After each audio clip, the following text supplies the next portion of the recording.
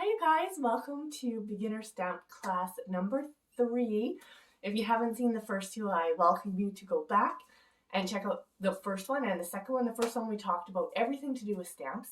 The second one was all about the paper, the cardstock, how to cut layers, and how to form your card out of the cardstock. Today we're going to talk about ink. So these are the 3 things that you need for stamping: stamps, paper, and ink. So today we're going to talk about all the different types of ink that Stampin' Up! Has, what they're used for, why we have different kinds of ink, and even a couple of really fun techniques that I think you're going to like. So stay with me, let's get started, and happy stamping. Let me turn you around. 1 second. So Stampin' Up! Has quite a few different kinds of ink, which sometimes might be overwhelming when you first look at it, but we're going to take some of that mystery out here today and talk about the different kinds that we have. So as you can see here, we have a couple different black options. We have a Versamark, and I'm going to go through each of these separately. We have our basic classic stamping pads in all of our Stampin' Up! Colors, and we also have a craft stamp pad in Whisper White. So let's just go straight to our black ink pads first, and let's talk about those and what we use them for. Okay, so our first one, our multi-purpose black ink pad, is called Memento Tuxedo Black. And this ink pad is really great for all of your basic stamping. So you're going to use this for your everyday stamping. It is to be used with our Stampin' Blend. So if you're familiar with those, I'm just going to grab a couple here.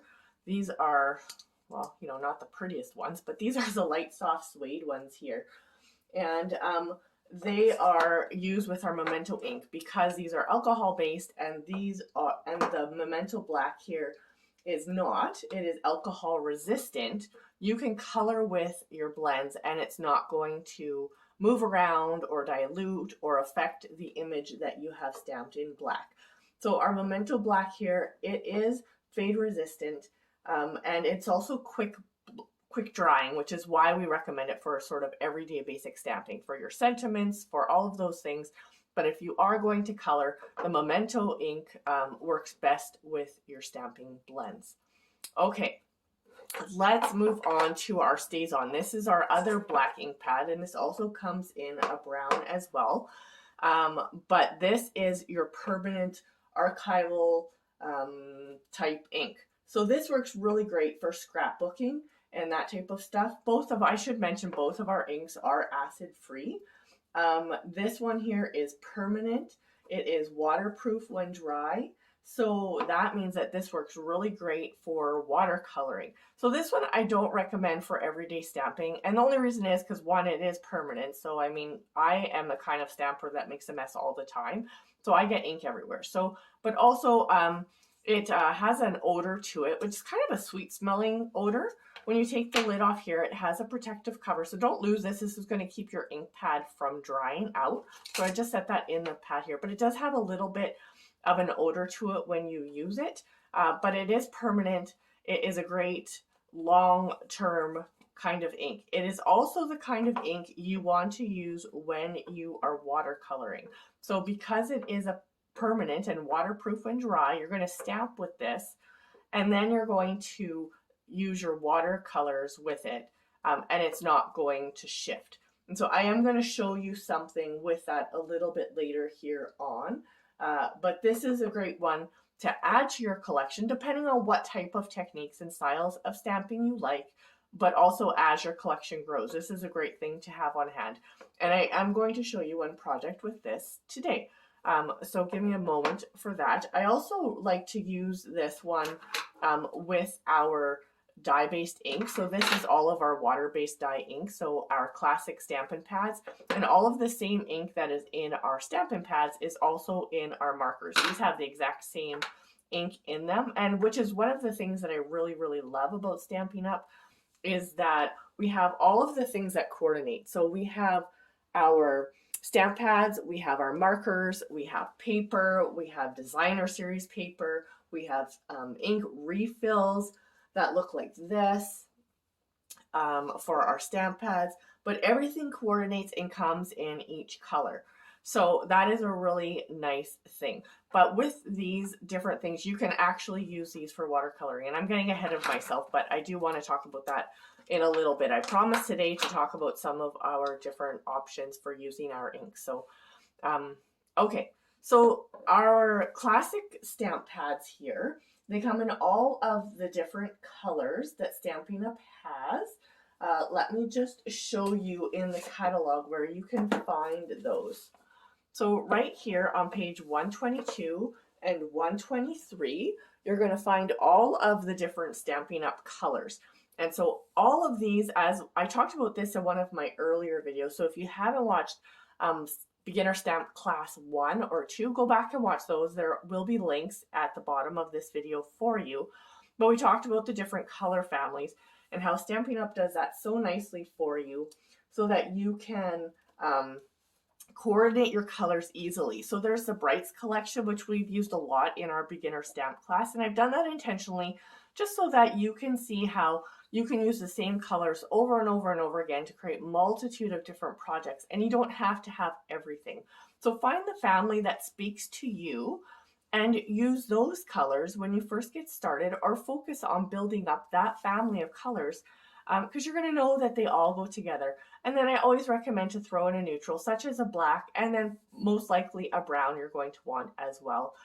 That's pretty much going to cover you for your beginning stamping needs. So find which one speaks to you and start building your colors out of that family.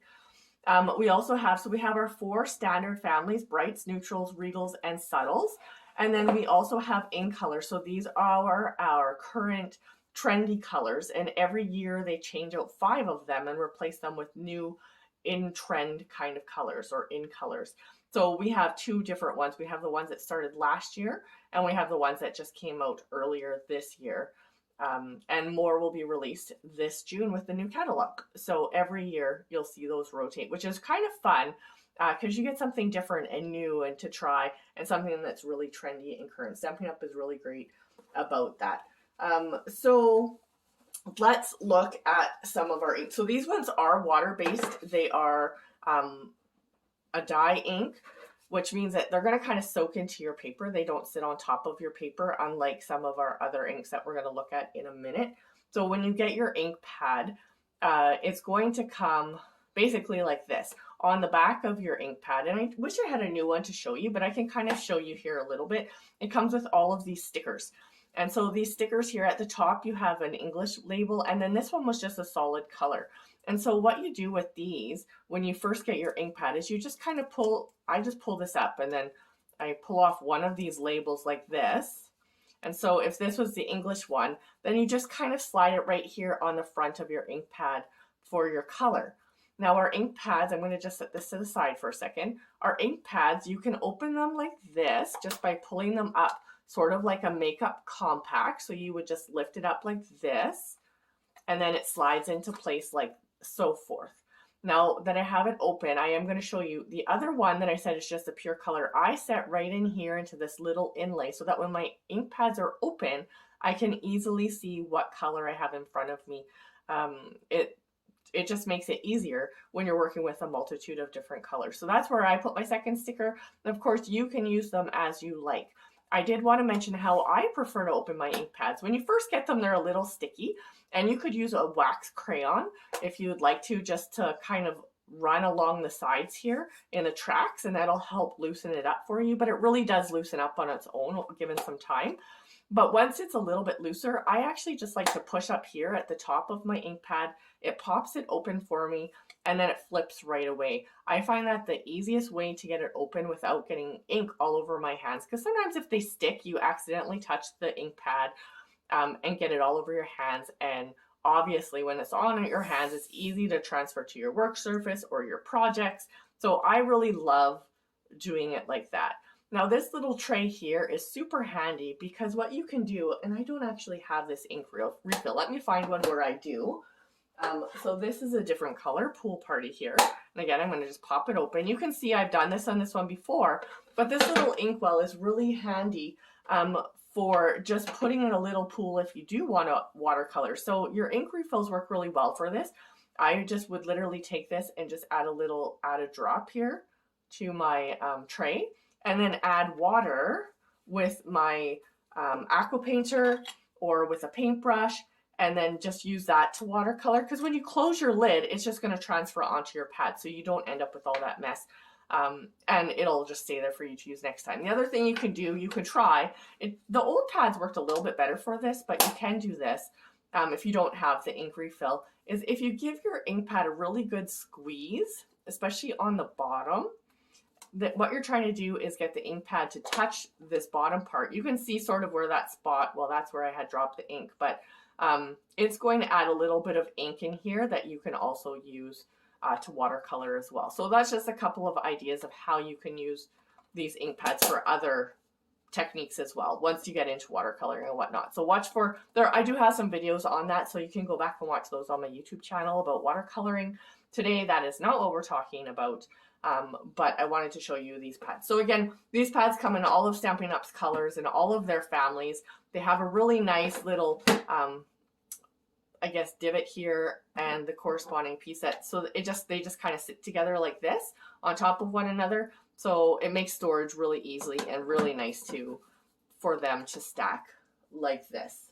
And again, these are all acid free and great for all of your different stamping needs. So these are sort of your basics. Okay, let's talk about the other couple ink pads. Oh, sorry, this I was going to show you where to put it inside, but I did show you that it was already there. Okay, so now let's talk about this Versamark ink, and I'm going to just pull out a scrap piece of paper here to show you. This Versamark ink is really quite versatile, which maybe is why it's called Versamark, but it is wonderful.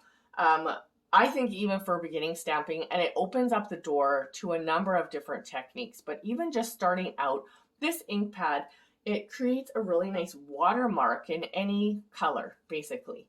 So again, it's acid free, it's archival, and it doesn't, when you stamp it on your surface, it doesn't dry very quickly, which allows you to stamp. Let me show you. So it looks like this. It's just your kind of a foam pad like this. It's a clear sticky ink, and I'm just going to take it with this stamp here. This one is from our lovely U stamp set, and you just stamp on here, and then you can stamp on your paper like this. And so whatever color you're using is going to create sort of a watermark on there. Let me see if I can find another color just so you can kind of get the idea. I mean, I have scraps everywhere, but here's a pink one. So it would do the same. So if I stamp here and I stamp on my pink, I'm getting a watermark in the pink. So you see that? It just kind of adds a little bit of the same color of whatever paper you're using. So it is so nice to create backgrounds, to create your own designer series paper, add some interest to some of the pieces on your card as you're building. Just really, really lovely, easy idea. This is also the ink you're going to use once you start embossing. So if you are new to stamping, this is probably not something that you may have seen before or that you've heard about. But what you do with embossing is, because this ink is sticky and it doesn't dry very fast, you take this embossing powder, comes in silver and gold, black, white, and a couple other colors. It's in the catalog. You add this to the ink, and then you heat it with a heat gun. And I have mine handy here. You heat it with a heat gun, and then it dries to this really nice sheen, sort of metallic-y, raised texture kind of image. So again, go back and look at some of my videos. I have a Heat Embossing 101 if you're interested in that. I'm not going to cover it today in our beginner video, but that is what the Versamark ink is for, and it's just fantastic. It's one of my favorite products, actually. Okay, the last one I want to share with you here is the Craft Stampin' Pad that comes in basic white now. I don't know if it says Whisper White anymore. I think it just says basic white. But anyways, this is the old pad. So the new one looks exactly like this, except it says the Craft Stamp Pad in white. So this one opens a little different, so just ignore that. When you get your pad, it's going to come like this with a refill, and the refill just looks the same except like this. So your pad comes uninked. You need to take your refill and you're going to just add your ink to your ink pad when you get it. You're just going to dump all this ink on here, just like so. You can see that mine is well worn. anyways, you're going to go through this motion of adding all of this ink out of here. And if you watched our first video, the way that I do this, you could use a spoon, you could use your bone folder, you can, whatever smooth surface. I just take a block and I just distribute it onto my pad just like this. So I just kind of wipe it back and forth over my pad and distribute the ink across the foam pad. And then I'll clean off my block. But that's just going to help it distribute across the pad evenly when you're re-inking it. But when you first get your white pad, you need to do that. But the craft white pad is very similar to the Versamark in that it sits on top of the paper. It doesn't soak in. It has a little bit of a sticky texture, so you can use it for embossing as well. And it is going to, instead of being clear like the Versamark, it has a white finish. So let me take another stamp from that same set, Lovely You, and I'm going to just stamp up here where I just re-inked. And you can see it's going to just sit on top and give you a really beautiful white stamped image. So if you're stamping on top of a dark piece of cardstock, you're going to want to use your white craft ink. It's the only one that's really going to stay true to its color. On top of whichever color that you stamp on, it's going to be white. So you do want to make sure that your white ink pad stays nice and juicy, has lots of ink in it, so that you're going to get a really solid white color on top of your cardstock. So those are the different kinds of ink that Stampin' Up has.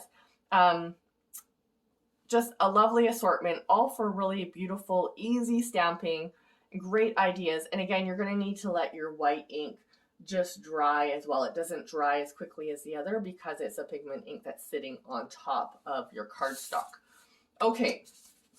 All right, let me just show you, because you know I can't leave you without doing a project today. And I did say that I was going to share with you some ideas. So I have a piece of white cardstock here, and I want to show you some really fun things that you can do with our Stampin' Write markers. So again, our Stampin' Write markers, they come in all of our colors, including our ink colors, and they have the same ink inside of them as our classic Stampin' ink pads. So they are lovely. And today I have just 3 of our ink colors. I have Bumblebee, Soft Succulent, and Misty Moonlight. So there are 3 of the different ink colors that I'm going to use today. You could use any of the colors. I just kind of chose these 3. The stamp set that I want to use today is one of my favorites in the new mini catalog. It's called In the Moment.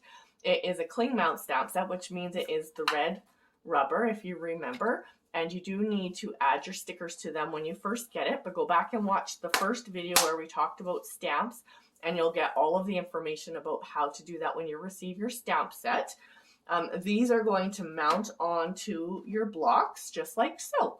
And so we are going to do a little bit of a project here. So this is called block stamping, and this uses your blocks to create a background and I wanted to pull out, I had a couple other cards I wanted to show you, which I forgot to pull out, but I will add pictures of those on my blog along with this project. I'll add pictures of my previous projects where I use this technique, so you can see a couple of different ideas. I've used this as water for the Well Done stamp set. I used it as a background for our flowers or friends, or flowers or flowers or friends. I can't remember. I will post all of the information for you, but let me show you how we do this. So what you need for this, all you need for this is some markers, a piece of cardstock, and you need a Stampin Spritzer. So I did show you this in an earlier video as well. All this is literally, it has a little spray on it. It comes in a package of 3 so that you can put different things inside of them. And I just wrote on here water. So I have one with water, I have one with alcohol, and then sometimes you can add to your alcohol a couple drops of re-inker to get a colored spray as well. Those are all for another time. Today I just have my water spritzer here. So we're going to take our markers, and one end has a bullet tip like this for writing, and the other end has a brush tip for coloring and whatnot. I'm going to just take the brush tip because what we want to do today is we're literally going to color on our block just like this. You could color the whole thing with one color. You could color it in multiple colors like we're doing today. It's really up to you and what you're trying, the look you're trying to go for. So I am going to just go like this. You could also do this multiple times on the same project, not just once like I'm going to show you today. But what you do, you take your block. I'm going to move my paper just because I don't want to get it too wet. You're going to just take your spritzer and spray it. And so the amount of water you add is going to determine how much of a watercolor look you're going to end up with. And then you're just going to take your block and put it down. So this one I've added quite a bit of water. I usually hold my spritzer back a tiny bit further, but this is going to look lovely. And you'll see when I show you the finished project. I'm just going to let it sit here for a minute so that it gives a chance for the ink to soak in rather than just stay on top. And when you pull it up, you get this beautiful inked background and sort of a watercolored effect, which makes a great backdrop for so many different projects. And like I said, come back and go or head over to my blog and you'll see a couple of other ideas that I've used this project on. But today I want to share with you this project that I've done. So this project, I did that exact same technique here, and you can see how each time it's a little bit different depending on where your colors fall, depending on how much water you add. And then I have stamped over top of it with the In the Moment stamp, this one here. And because I wanted, you could use your Memento if you allowed this to dry, but I was too much in a hurry. So before it was completely dry, I used my Stazon ink, which didn't bleed when my paper wasn't 100% dry. But you would let this dry, and then you can use your Memento, your basic stamping ink, to stamp whatever image you want on top or over your watercolor. Now let's take this and create this into a card, because that's what we love to do. We love to make cards, so we need to make sure we do that today. So if you go back to our cardstock or our paper trimming video, which was class number 2, we talked about layering our cards. So this card here is 3.5 by 3.5. And so our next layer is going to be 1/4 of an inch bigger. So 3 3/4 by 3 3/4. If you remember how we talked about the different sizes for layering. 1/4 inch is always a great measure, and it's going to give you a really nice border around your project. So I've just added some Stampin' Seal behind my card.